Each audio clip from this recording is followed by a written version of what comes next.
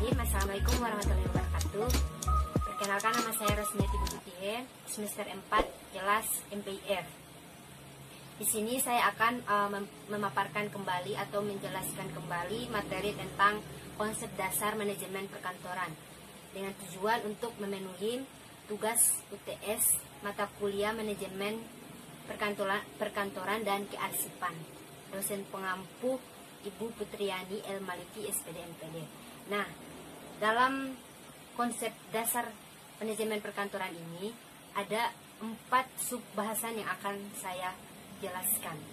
Itu yang pertama, tentang apa sih itu pengertian manajemen perkantoran. Kedua, fungsi apa yang terdapat dalam manajemen perkantoran. Kemudian yang ketiga, siapa sasaran kegiatan manajemen perkantoran, dan yang terakhir, apa sih itu pekerjaan kantor. Nah, baik, kita masuk pada pokok pembahasan yang pertama, itu tentang pengertian manajemen perkantoran. Tetapi sebelum kita mengetahui apa sih itu manajemen perkantoran, kita ketahui bersama bahwa manajemen perkantoran adalah tempat di mana mengelola, mengawasi aktivitas yang ada di kantor, yang hasil akhirnya itu menghasilkan sebuah informasi. Kemudian subbahasan yang kedua itu tentang fungsi dari manajemen perkantoran. Itu ada empat fungsi dari manajemen perkantoran. Yang pertama itu perencanaan. Maksud dari perencanaan ini di mana pimpinan merencanakan sesuatu yang tujuannya untuk mencapai efektivitas dari kantor itu sendiri. Kemudian yang kedua itu pengorganisasian. Maksud dari pengorganisasian di sini adalah di mana pimpinan memberikan tugas masing-masing kepada anggota-anggotanya, sehingganya suatu kantor itu memiliki manajemen yang sangat bagus dengan adanya penempatan pengorganisasian yang tepat kepada staf-stafnya. Ketiga itu tentang pengarahan. Pengarahan yang dimaksud di sini adalah di mana pimpinan memberikan bimbingan kepada staf kantor untuk lebih bagaimana agar manajemen perkantoran dan kearsipan itu memberikan informasi dan arsip yang sangat baik. Kemudian yang terakhir itu tentang fungsi yang terakhir itu pengawasan. Pengawasan di sini itu berbeda tipis dengan pengarahan. Kita ketahui bahwa di pengarahan itu pimpinan memberikan arahan sebagai pencerahan.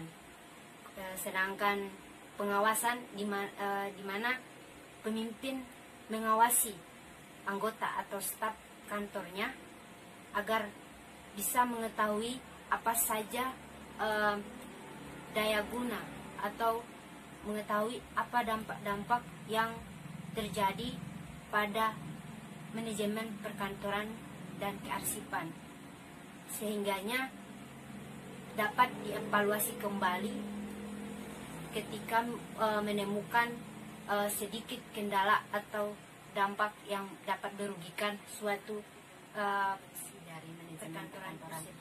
Itu ada empat fungsi dari manajemen perkantoran. Yang pertama itu perencanaan.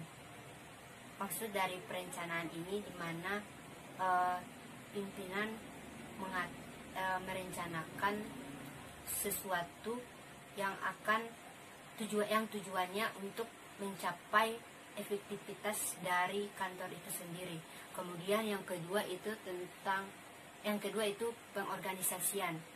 Maksud dari pengorganisasian di sini adalah di mana pimpinan memberikan tugas masing-masing kepada anggota-anggotanya, sehingganya suatu kantor itu memiliki manajemen yang sangat bagus dengan adanya penempatan pengorganisasian yang tepat kepada staf-stafnya.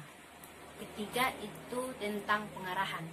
Pengarahan yang dimaksud di sini adalah di mana pimpinan memberikan bimbingan kepada staf kantor untuk lebih bagaimana agar manajemen perkantoran dan kearsipan itu memberikan informasi dan arsip yang sangat baik. Kemudian yang terakhir itu tentang fungsi yang terakhir itu pengawasan. Pengawasan di sini itu berbeda tipis dengan pengarahan.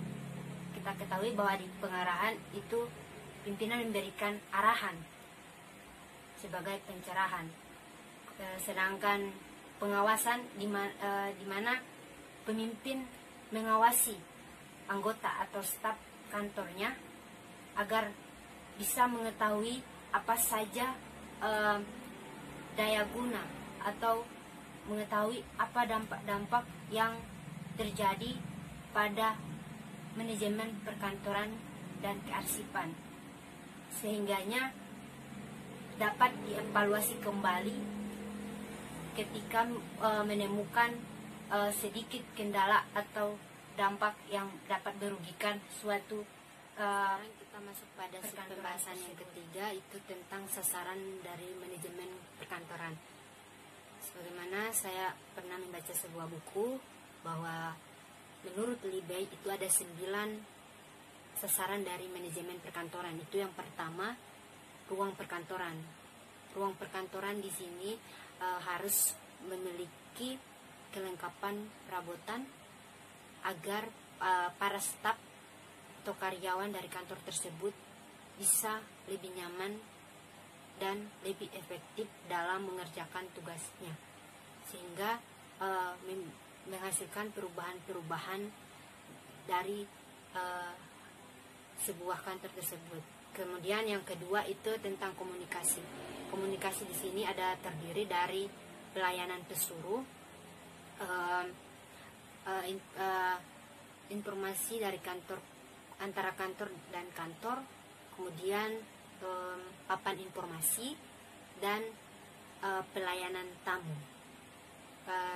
Yang ketiga itu ada kepegawaian perkantoran, di mana kepegawaian perkantoran tersebut harus harus memiliki skill, sehingganya jika seorang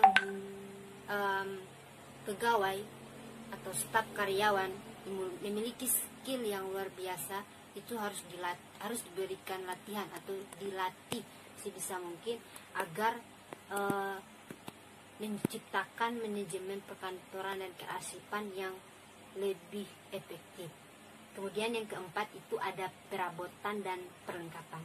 Perabotan dan perlengkapan di sini pasti kita tahu ada seperti kursi, meja, mesin ketik, dan sebagainya, dan perlengkapan.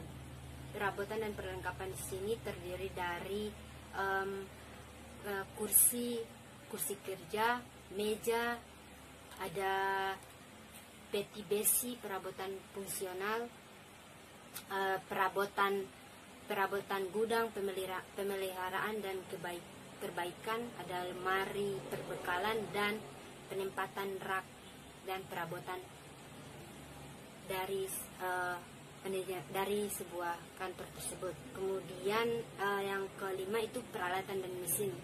Peralatan dan mesin sini ada terdiri dari mesin tik, mesin hitung, perlengkapan kirim surat, terus perlengkapan kebersihan, dan ada mesin baru, perbekalan dan kelengkapan tulis, yaitu meliputi barang-barang keperluan tulis, kertas surat, formulir, perbekalan kebersihan, perbekalan pengadaan, dan penilaian perbekalan.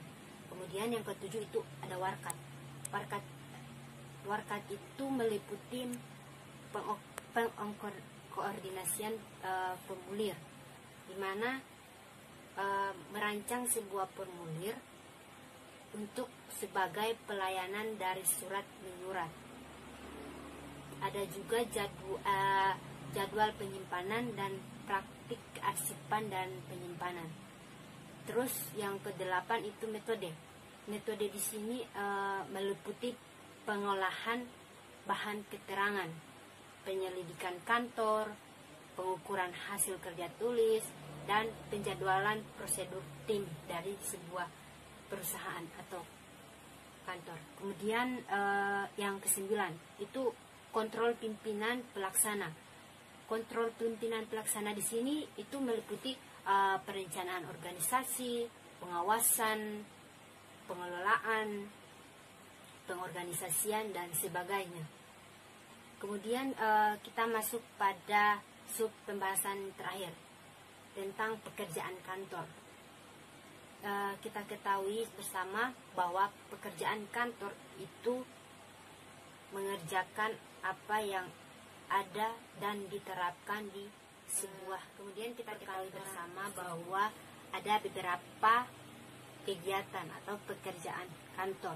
Itu meliputi yang pertama adalah kegiatan catat mencatat, menghasilkan sebuah informasi, penyimpanan arsip, pelayanan tamu, dan pelayanan rapat.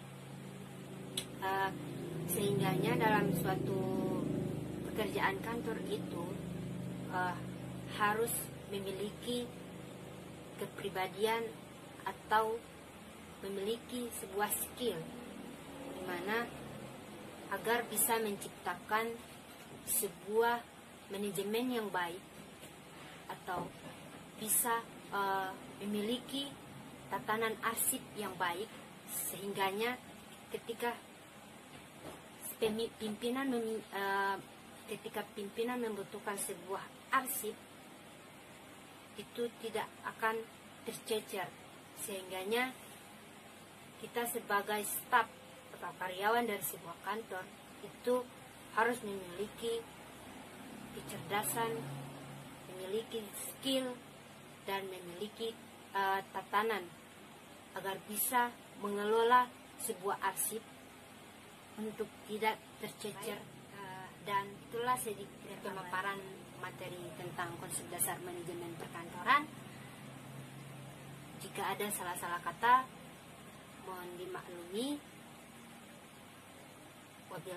Saya akhiri. Wabillahi taufiq wal hidayah. Wassalamualaikum warahmatullahi wabarakatuh.